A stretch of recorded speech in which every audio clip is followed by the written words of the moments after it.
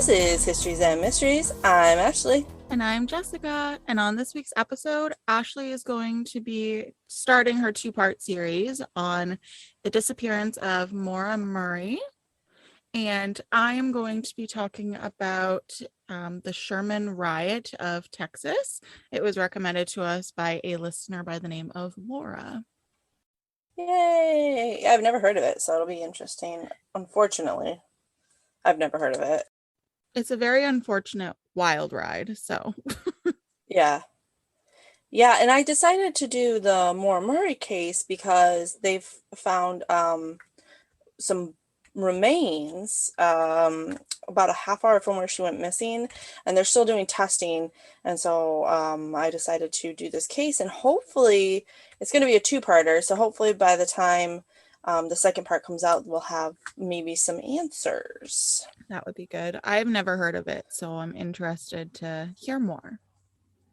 Oh, it is also a wild ride.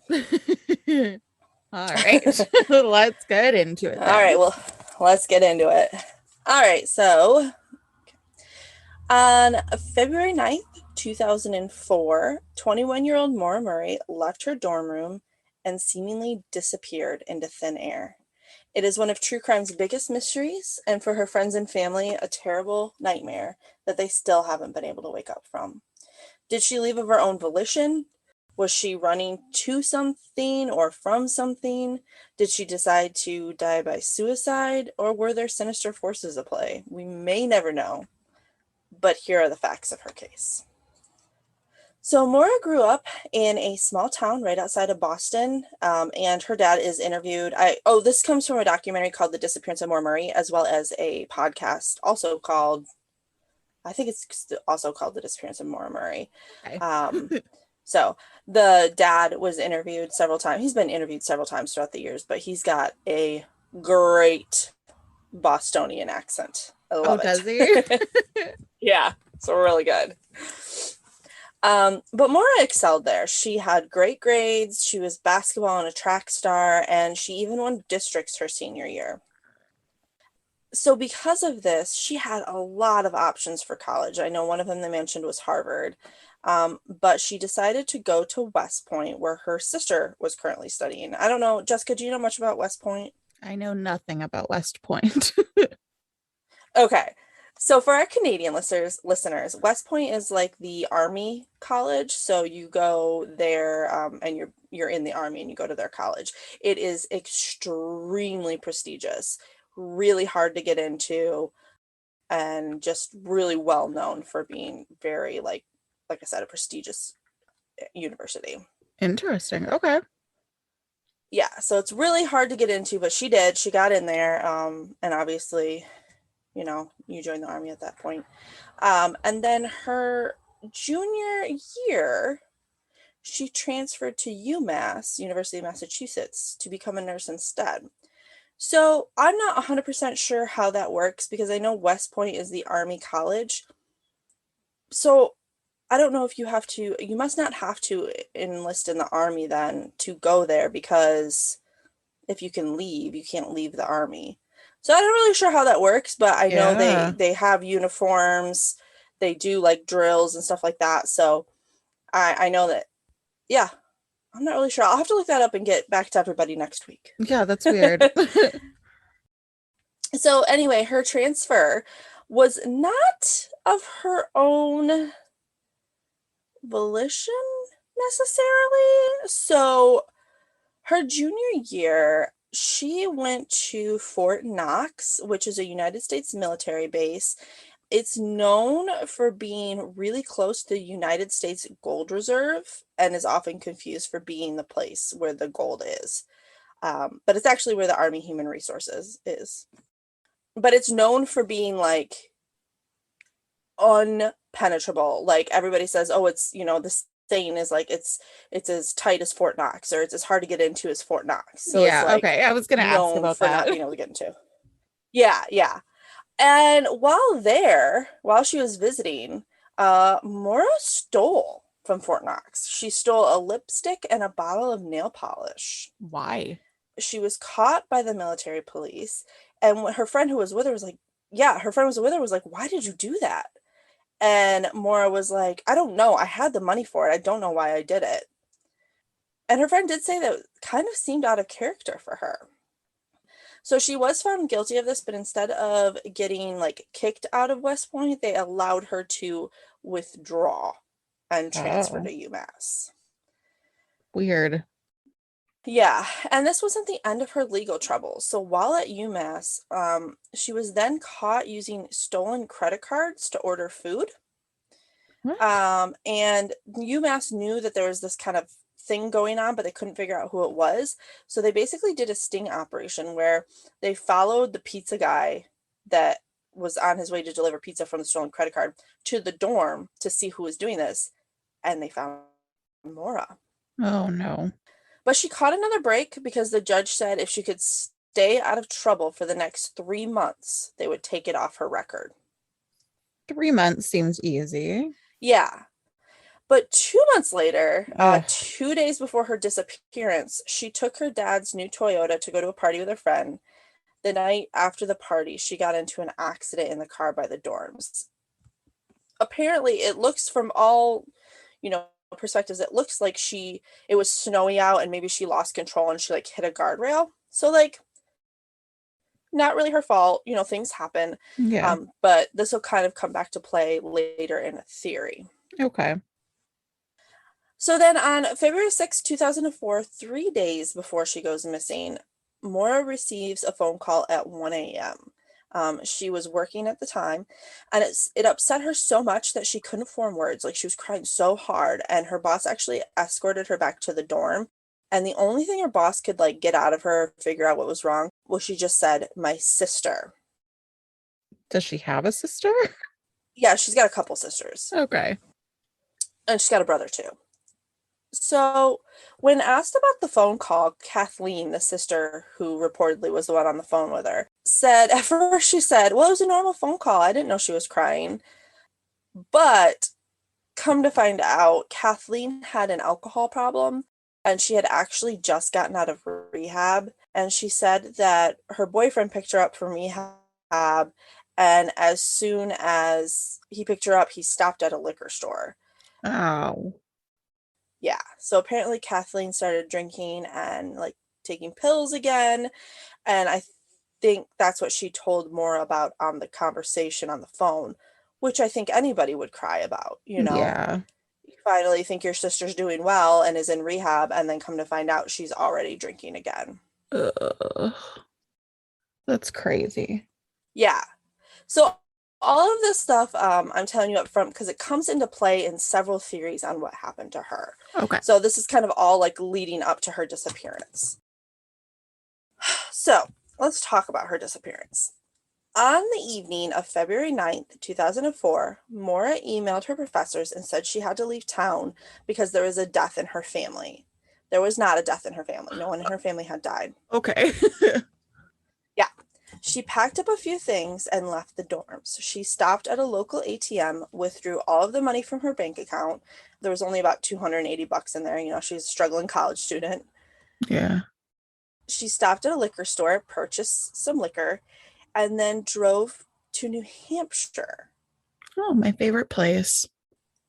Yeah, so it's like north of Boston. It's like northwest Yeah. of Boston.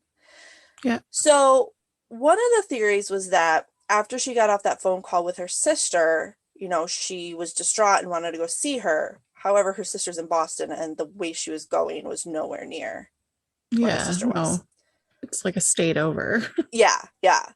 So while driving to New Hampshire up to the mountains, she was kind of driving down a dark country road. She veered off and got into an accident.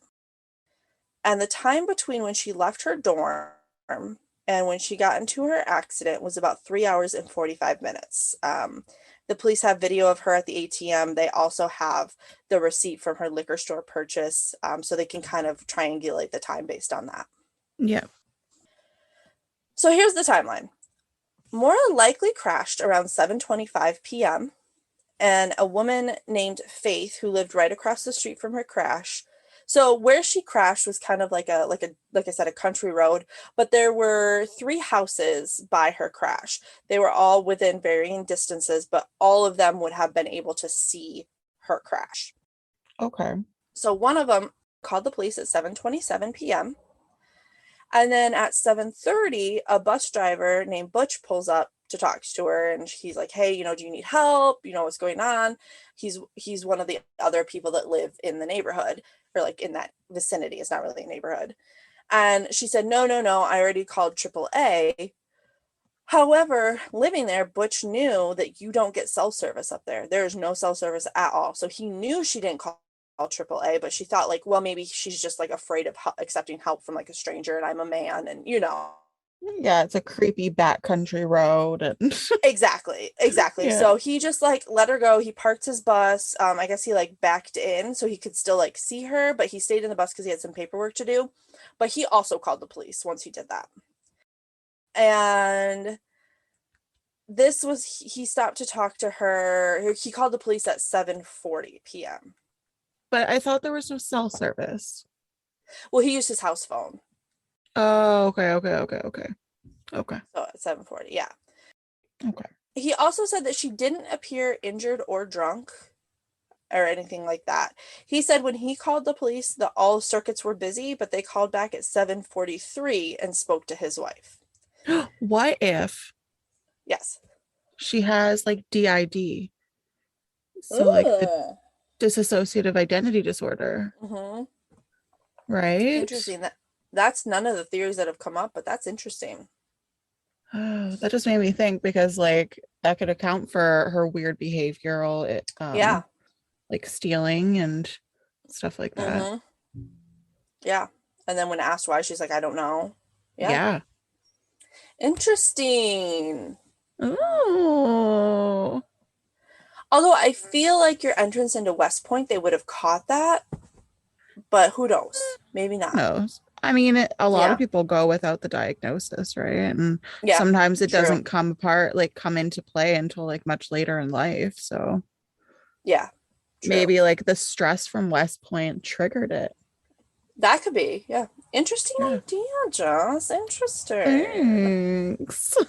Thank you. Oh. But one of the things about him is that his story has changed over the years, but you can't ask him anymore because he has since passed away. Oh. But his wife was there, and when the police called back at 7:43, she said, I have no idea where the female is. And then by 7:46, when the police arrived, Maura was gone. So What? all of this happened between 7:25 and 7:46. Wow. Yeah. An interesting thing, if you look at the 911 log, it says at 1927, a redacted name called to advise of a vehicle in the ditch right on a sharp turn after the weathered barn. Unknown IPPI, but can see a man in the vehicle smoking a cigarette. Was eastbound Route 112, but ended up in westbound ditch facing westbound. So now there's this witness saying they saw a man in the car with her. Mm-hmm. So keep that in mind. Confusing. Okay. Yep, exactly.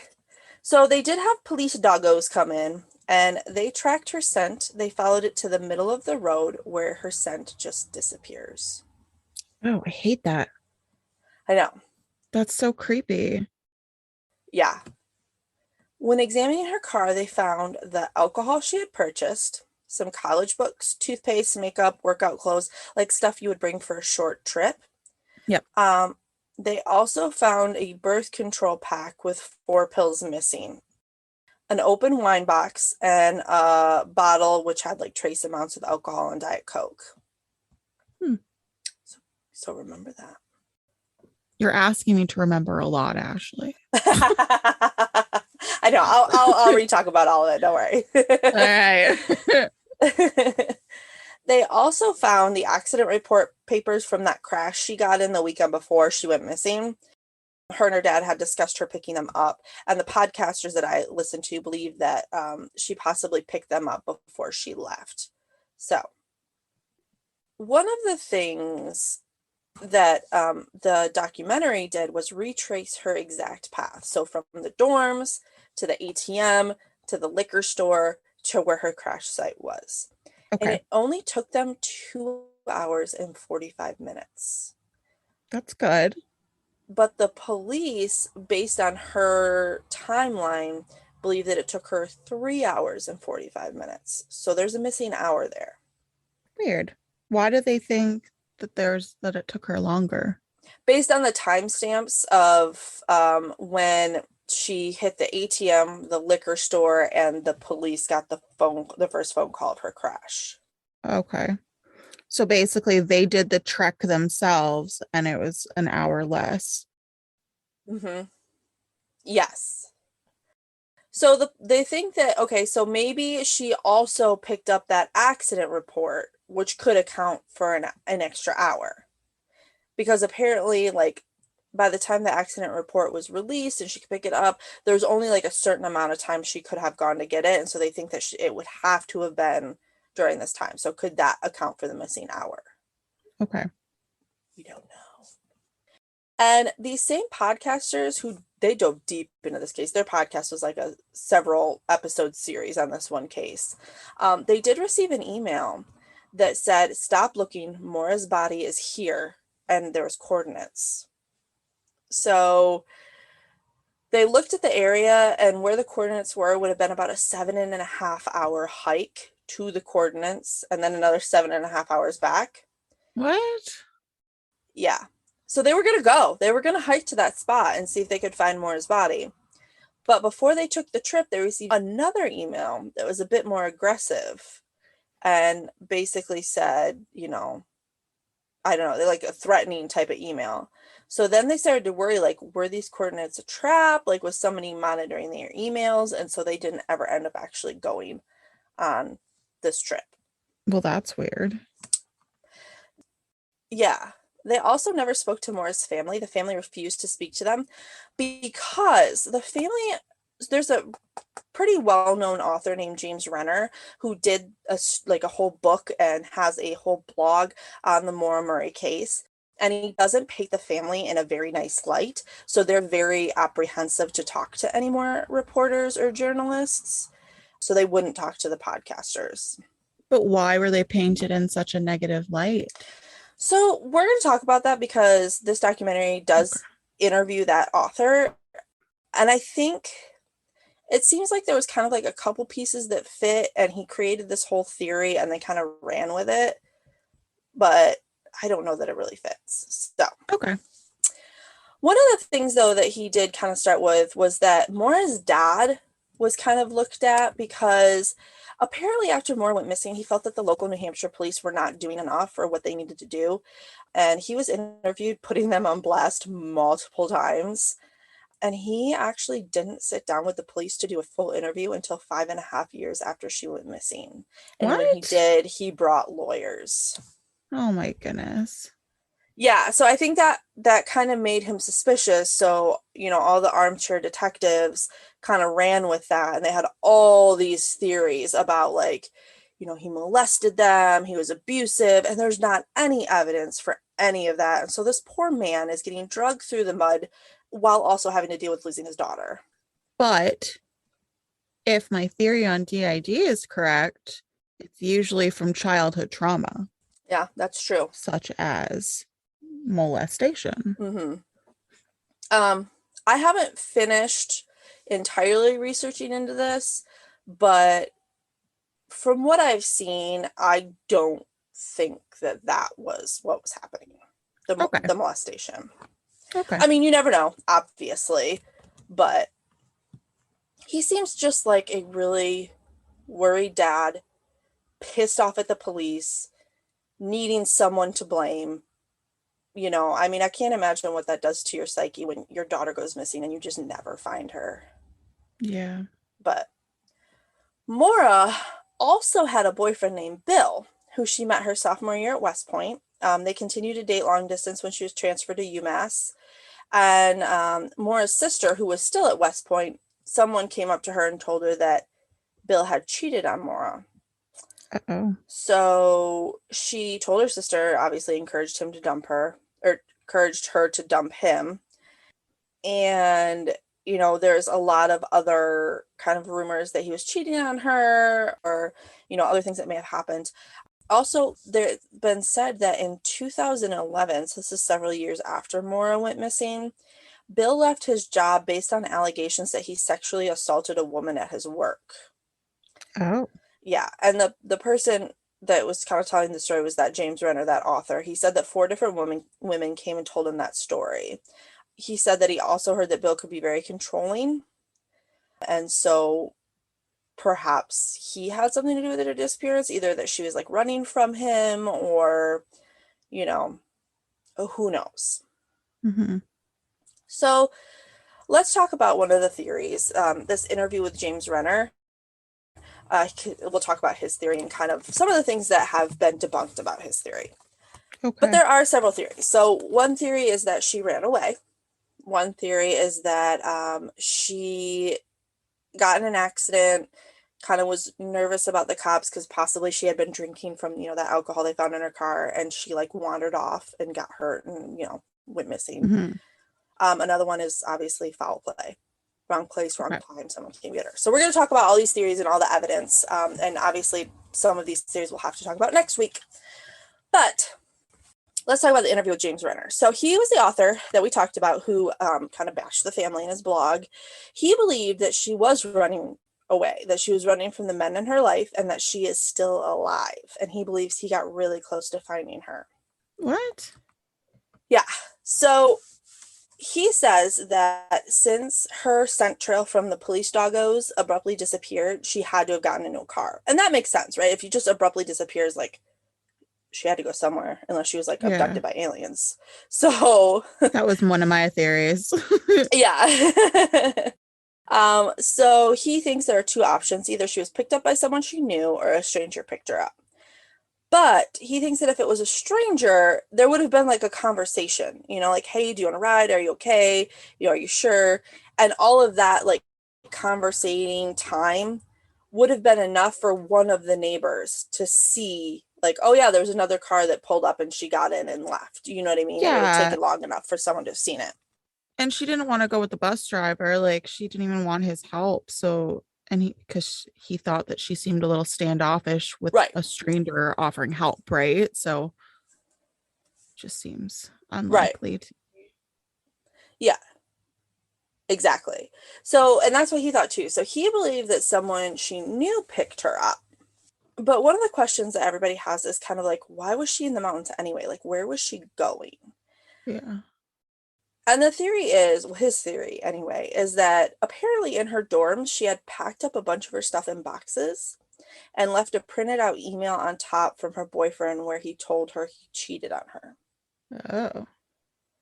But it was also the beginning of the semester, so perhaps she just hadn't unpacked her boxes yet, and that it wasn't necessarily that she packed them up. Yeah. But James was convinced that she had packed up her belongings, and he said that this pointed to her running away. After she went missing, her boyfriend told press that they had a great relationship and they were thinking about getting married, but that obviously wasn't the case. And James said that her relationship with Bill was toxic. He treated her very poorly and he obviously cheated on her. So he thinks that she was running from both Bill and her dad. And he thinks that her friends stayed silent to help protect her from the men in her life. He thinks that Maura found out that she was pregnant based on a police search that found on her computer about how drinking affects a baby. Oh. That was one of my thoughts earlier. Yeah, so he believes that she was pregnant, and so she didn't want Bill to have access to the child because he was abusive or controlling, blah, blah, blah, so she disappeared. He said he was also running from her dad, who says that he was strict and pushed the girls to be excellent, even having them run on Christmas. But like, I mean, that doesn't seem that bad. You're just running. Like, it doesn't seem that bad. Yeah, but you're running in the winter. Yeah. It's cold. But Another friend of Maura's, Erin O'Neill, who went to UMass with her, said that at the time they were taking a maternity class because she was in school for nursing, and that the professor had told them to Google different maternity things and email them to everyone so they could kind of like get used to terms and stuff like that. So she believes that's why she was Googling effects of alcohol on a baby. Okay. So apparently there was, remember that party she went to, and then on her way home she crashed her dad's car like the weekend before she went Yes. missing? Yep. Okay. Well, he believes that something happened at this party because one, he believes it was a going away party. And two, he said that her friend that went with her couldn't remember a single person at the party, not even a single name. And he thought that was fishy. And he thinks it may have been a going away party, and that, she was telling people like, oh, I'm gonna leave. This is my going away party. And then on top of that, she crashed her dad's car and he was super mad. And so that was kind of like the extra push that she needed to leave. Okay. But one, her dad said like he was mad that she crashed the car, but he wasn't like overly mad. And that also to me seems like kind of a foolish reason to run away because she's a grown ass adult. She's not living with him anymore. She's living at college. You know what I mean? That just seems like a weird reason to run away. Yeah. And I've been to several college parties where I couldn't name anybody, but who knows? Yeah. I mean, you're drinking. You're not going to, like, you don't go around asking everybody's name. You just party. You're in the moment. Right. Yeah. So her friend Erin, who was also the one in the maternity class with her, said that Maura had finished some homework the night before she went missing at about 3:32 a.m. She had turned it in, and Maura also called Erin, and the day she went missing said she had to go home for a family emergency, but we wanted to return some clothes to her. And Erin said, "Don't worry about it, but like, is everything okay?" And Maura said it was something about her sister, but that was it. Maura returned her clothes at the door, like she knocked, but Erin was sleeping, so she didn't answer the door. So Maura just left them out the side of her door. So that's another weird thing. She told her friend she had a family emergency, but then again, she wasn't going towards her family. Hmm. So this stuff all kind of plays into James' theory that she ran away because he's saying, well, she's like returning these things. She's not planning on coming back. But then Aaron's like, well, if she was planning on running away, why would she have even bothered to turn in a homework assignment? Yeah, no kidding. That's weird. Yeah. He thinks, like I said, that there are people who saw her in Quebec or Montreal. Is that the same place, Jessica? I don't know. Montreal is in Quebec, yes. Okay, so he believes that someone saw her in Montreal.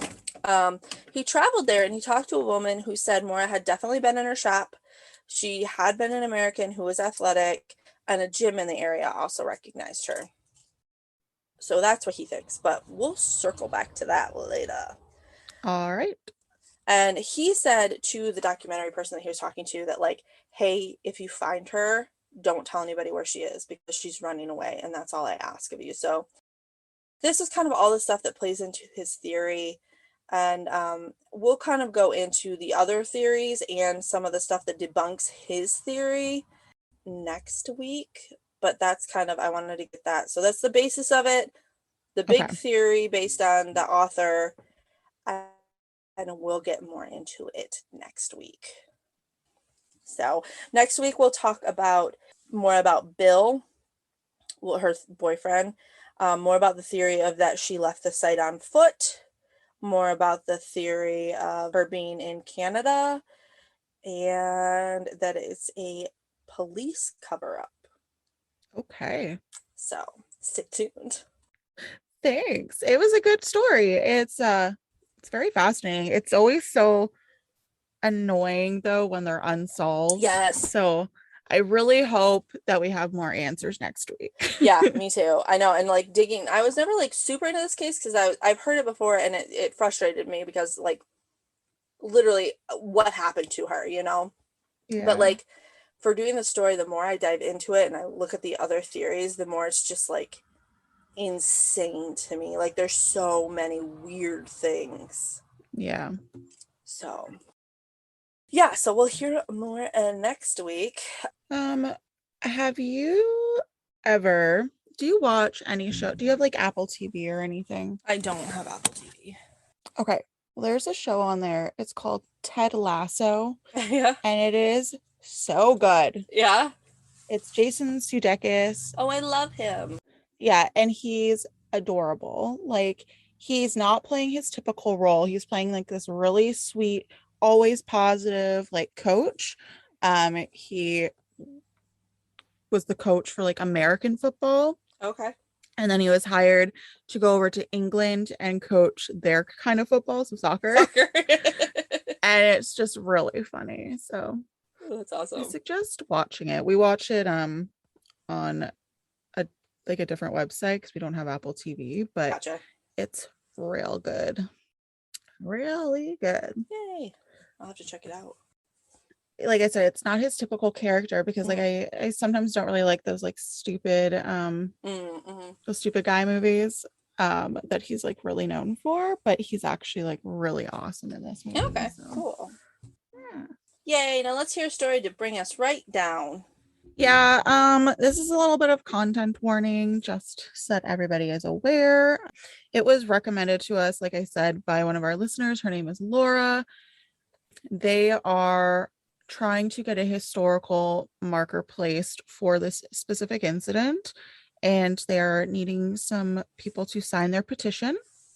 So I'm going to put the link for that in our job notes.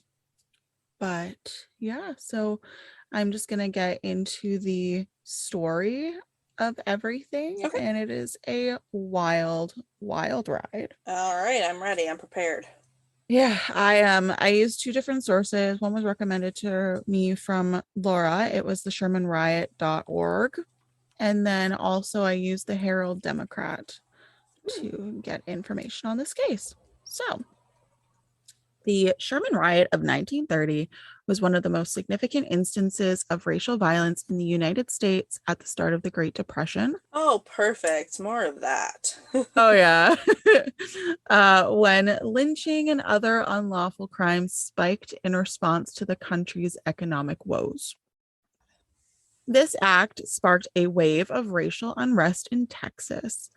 Oh, it's always Texas. It's always Texas. And I had done research on John Dillinger as well. He's going to be in the next couple of weeks, but he also is like during the Great Depression. Gotcha. So, oh, Texas. Texas. Throughout the county, white tenant farmers had shown animosity towards Black individuals. And Sherman, Texas was the banking, industrial, and educational center of Grayson County. Sherman had felt the onset of the Depression more strongly than representative communities of similar size in Texas, and this was according to the Southern Commission on the Study of Lynching in 1931. The violence was set against the backdrop of widespread anti-miscegenation. Was that right? Miscegenation? Anti-miscegenation? Like misogynist, but... Well, it's miscegenation. Miscegenation. Huh. I do not know. I don't know. There's someone in the car screaming it at us right now. Like, this is how you say it, you dumb ladies! Oh, gosh. All right. So the violence was set against the backdrop of widespread anti-miscegenation sentiment and the sensation around the rape of a white woman by a Black man. George Hughes, a Black farmhand, sorry, this is just how they referred to them in this article. This is not me referring to them just as, okay. Just so we're clear. So George Hughes was a Black farmhand who was regarded as crazy by acquaintances, and he was accused of raping a young woman who was never publicly identified. Hughes admitted that on May 3rd, 1930, he went to a farm 5 miles southeast of Sherman in pursuit of the woman's husband, who owed him wages. Hughes fled when the woman claimed her husband was in Sherman, but he returned with a shotgun, demanded his wages, and raped the woman shortly after. Oh, gosh. He fired at unarmed pursuers as well as the deputy sheriff's police car, which arrived later to investigate the noise. After that, he surrendered. Hughes was indicted for criminal assault by a special grand jury in the 15th District Court on Monday, May 5th. Joe P. Cox, the county attorney, set the trial date for Friday, May 9th, and promised a quick hearing. The case sparked rumors in the days leading up to the trial, including that Hughes had disfigured the woman's throat and breasts and that she was not expected to live. Oh, God. The woman's and Hughes's medical examinations revealed that the rumors were untrue. Oh, okay. But can you just imagine what those types of rumors against an African American man back then would do to that man? Oh, yeah. The public would not care at this point what was said or what was actually found. Exactly. And like what was true, what was untrue. So, yeah, they don't care at that point. They're just out for blood. Exactly. As a precaution against mob violence, officers transported Hughes from the jail to a secret location, although suspicions persisted that he was still at the jail. A few people were shown that he was no longer in the jail, like they were toured around the jail to be like, hey, he's not here. He's go not away. Here. But people were still unconvinced and they still gathered outside. They're just like, just reminds me a lot of today's time that no matter what is said, people don't believe it. Yeah, it's crazy. Yeah.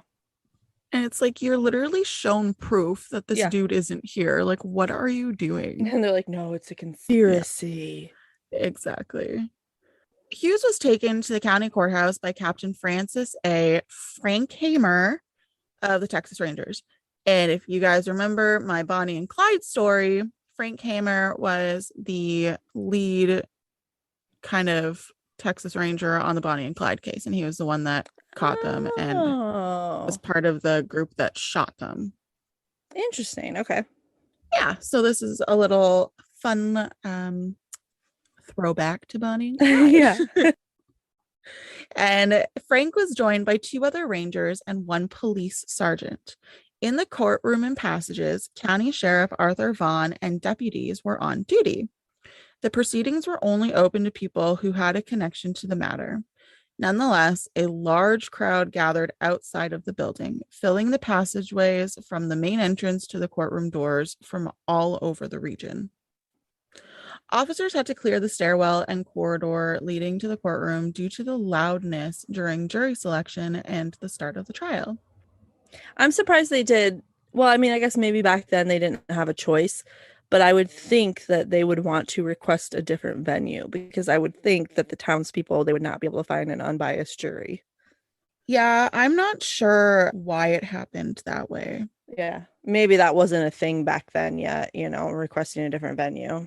Yeah, maybe it just like wasn't even a thought that came to their mind. And especially because like he was an African-American man. So yeah, so they probably didn't try that hard. Exactly. The crowd actually began stoning the courthouse in the late morning. Oh my gosh. Yeah, and to motivate the men, an American flag was carried around the grounds. So they're basically just rallying everybody.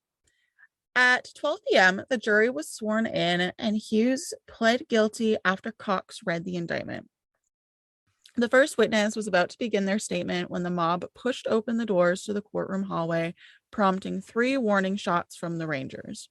Oh, geez. Yeah. As the Rangers fired tear gas to disperse the protesters, the jury was removed from the room and Hughes was escorted to the district court vault. Others in the courtroom were given ladders by firefighters so that they could escape through the windows. Wow. So I'm sorry, Jessica, was he like, he for sure did it or he was just accused of doing it? I believe it was just an alleged assault. Okay. That happened because of how everybody was back then. Yeah, that's what I was wondering. If it was just like they picked a black man and they're like, yeah, this guy did it, or if he like was like caught in the act and actually did it. Regardless of which, what happens to him, he didn't deserve, but Yeah, to me, it honestly just sounds like, he was requesting his wages for work done and those wages weren't given to him. And the only way to kind of like get out of paying those wages, I would assume that they would just, you know, Gotcha. allege that he did that kind of thing. Okay. So Yep. either way, what happens next never should have happened. Yeah. And it was just like, it's just a horrible tragedy. Like the fact that people lynched other individuals was just wild. It's just wild to Yeah. me. I don't even know how people come up with this shit, Yeah. like Yeah. so the mob started approaching the courtroom again a few minutes before 1 o'clock, and the Rangers used tear gas once more.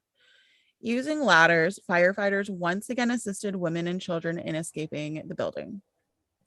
At about 1 o'clock p.m., District Judge R.M. Carter called a conference and stated that he would likely order a change of location, but at 2 o'clock p.m., he had not determined where to send the case. Okay, so they do the change of location. Mm-hmm. Yeah, I just like usually like if there's a pretty community-wide case before they even try it, they say, "Hey, we want to change a venue so that they can actually get a jury that's unbiased and not within the community." Yeah, but I think that also during this time period, anywhere that you went in the general area was probably very biased towards an Yeah, African American that's true. male. Yeah, you probably weren't getting away from that. Yeah, for Yeah, sure. so I think that's like the biggest thing. And I think also because, they had Frank Hamer there and some Texas Rangers, they thought that they probably could have gotten the situation under control. Yeah. So who knows? Frank Hamer explained to Judge R.M. Carter that this trial couldn't be conducted in Sherman without some form of bloodshed. Around 2:30 p.m., two teenagers tossed an open can of gasoline into the county tax collector's office via a damaged window. A fire broke out and soon spread throughout the structure. On ladders, the officials were able to flee. Hughes, how he had been like put into that vault. Hmm. He reportedly refused to leave the vault when the deputies guarding him offered to take him out, and rangers tried to save him, but the flames cut them off. Oh So no. he basically like suffocated inside the vault and died. Oh God. By 4 o'clock p.m., only the building's walls and the fireproof vault remained. Members of the mob attempted to demolish the vault's walls. A small group of militias was also driven from the courthouse grounds to the county jail. Around 6:30 p.m., they got into a scuffle with National Guardsmen summoned by Governor Dan Moody at the request of Sherman officials. The mob pushed the guardsmen to retreat to the county jail, maybe spurred by rumors that Moody had ordered Hamer not to shoot anyone. Some guardsmen were hit by projectiles, while others in the crowd were hit by gunshots. The mob commanders worked on the vault with dynamite and acetylene torches until it was unlocked just before midnight. Over 5,000 people Oh my gosh. crammed into the courtroom yard and lined a nearby roadway. The militia had dispersed by this point.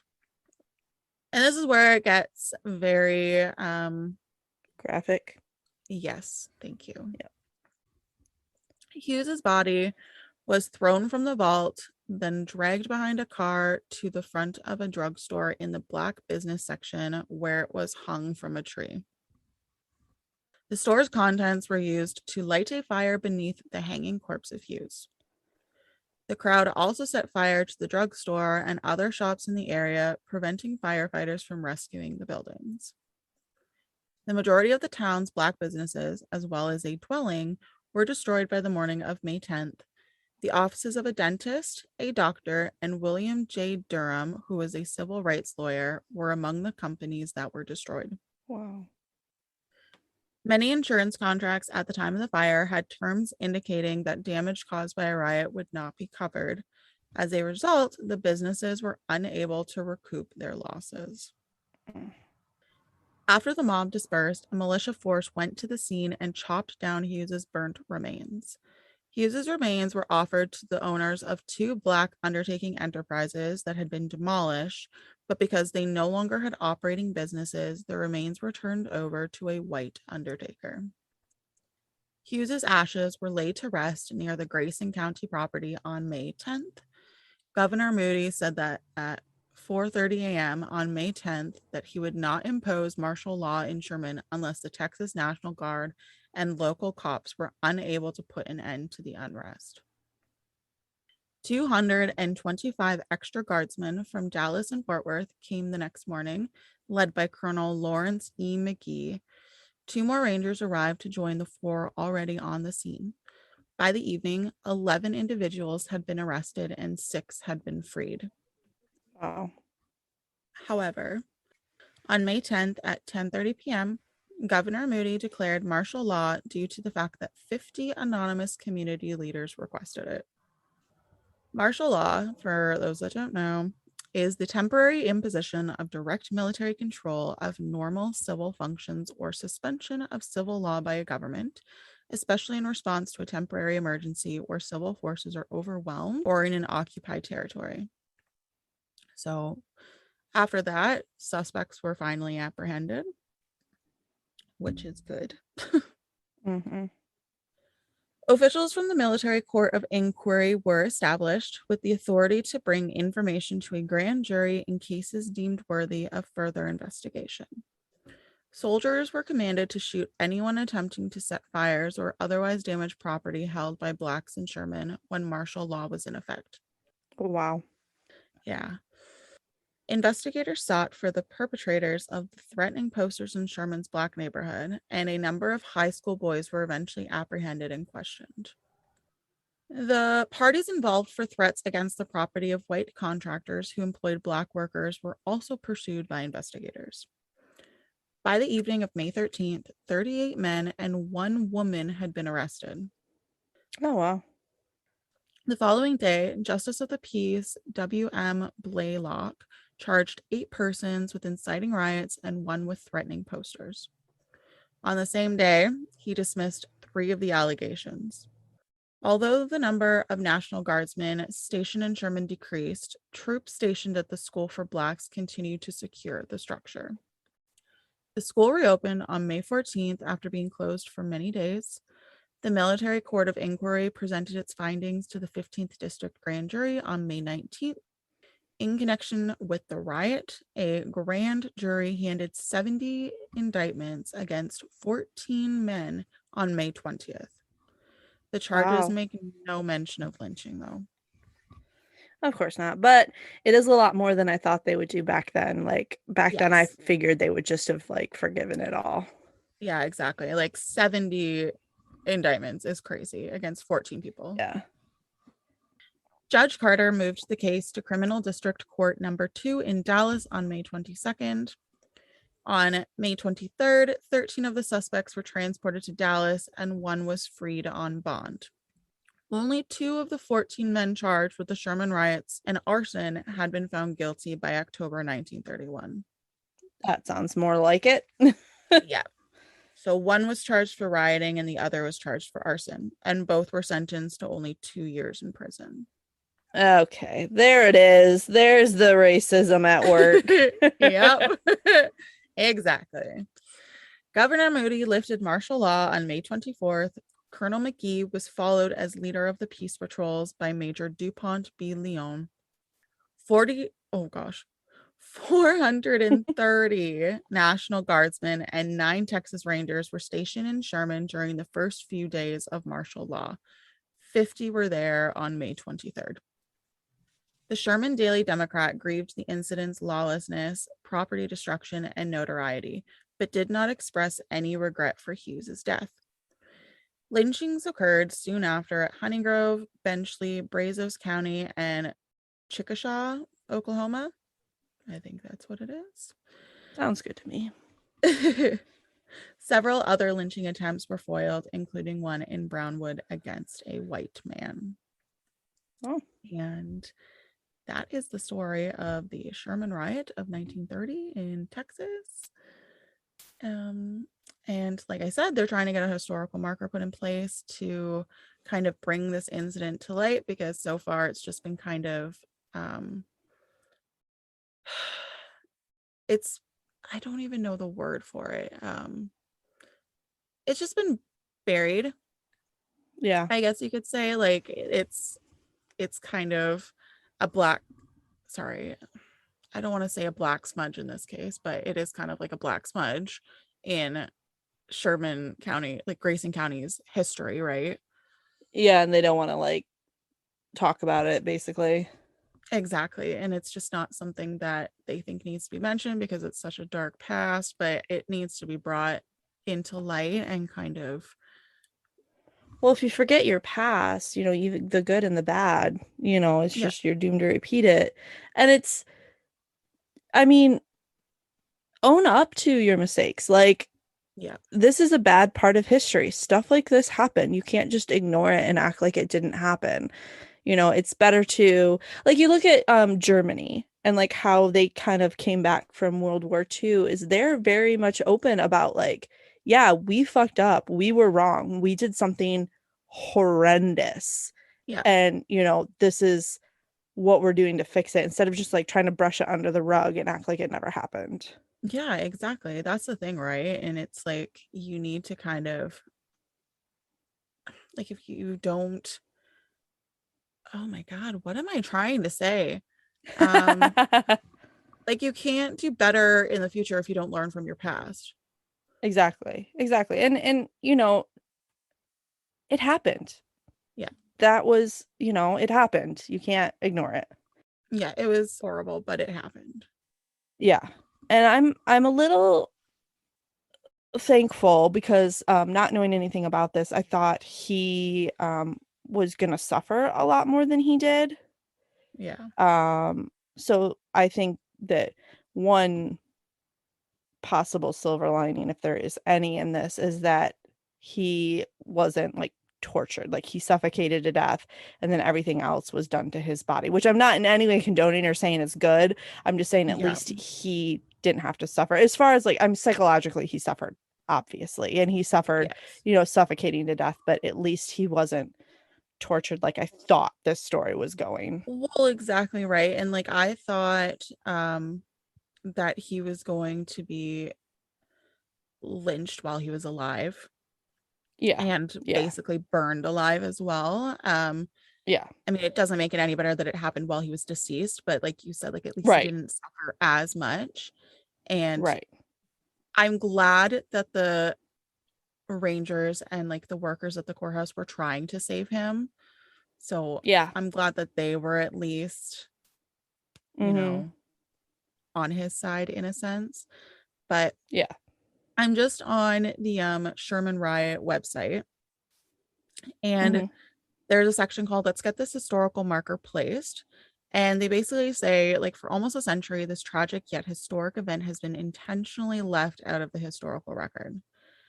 And there's a quote by a researcher and sponsor of the Texas Historical Marker for the Sherman Riot. She said, "We as a community will no longer be told that certain parts of the past are too uncomfortable to acknowledge. History belongs to the people." That's a great quote.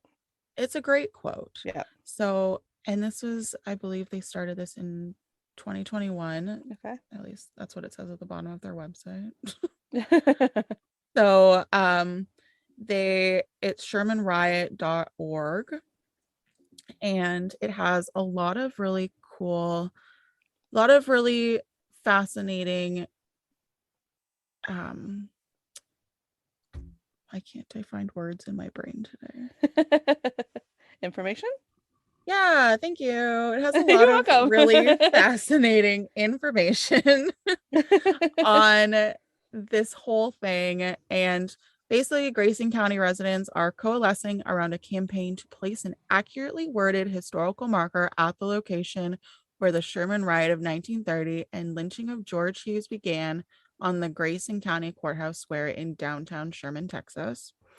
And the way that you can help is if you're local to there, you can contact your county commissioner, or you can even, sign the petition. Anybody. So anybody from anywhere can sign this petition. You don't have to be from the area if you believe that this incident should be brought to light and kind of in nowadays history, right? So Yeah. Yeah. I think it's important. Yeah. So Well, and thanks to Laura for bringing this case. I mean, I'm from America, and I've never heard of it. And I mean, that doesn't surprise me in any way, shape, or form. So I'm really glad that she brought this case to us. And we don't have a ton of listeners yet, but hopefully it'll bring, a few more people into seeing what happened here. And we wish you the best of luck with your historical marker endeavor. Yeah, thanks for letting me tell the story. I hope I did it justice. Yeah, I hope I did okay. I thought it was really good. Thank you. Yeah. Do we have any jokes, Ashley? Oh shoot, I don't. I don't have any jokes. I haven't seen the dad joke guy come up on my page in a minute. You don't follow him? I thought I did, but I haven't seen him in a hot minute. Okay, Let me I got Google some dad dad joke. jokes. Oh, Oh, you I'm got some? Okay, go for it. I got some. Okay, 1 second. Okay. My wife is really mad at me for the fact that I have no sense of direction. So I packed up my stuff and right instead of left. Wow, that was really bad. Um, okay. Did you hear the rumor about butter? Well, I'm not going to No. spread it.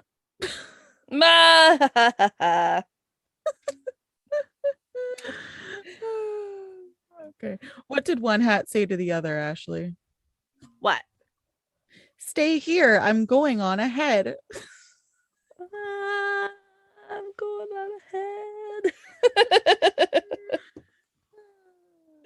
Anyways, These are great. I Hey, if know. you guys have any dad jokes for us, please let us know in the comments and maybe we'll read them in the next recording. We love dad jokes. So if you have Yeah. any, let us know. And if you want more of us lovely ladies, you can find us on our website at historiesandmysteries.ca. We are also on TikTok at Histories and Mysteries Pod, and we are on Instagram and Facebook. Yeah, and if you'd like to rate and review us, you can do that on Apple, or if you would like to send us any story recommendations or any jokes, you can send that to us via the contact form on our website. Yay! Thanks for listening, everybody, and we look forward to bringing you two new stories next week. Bye.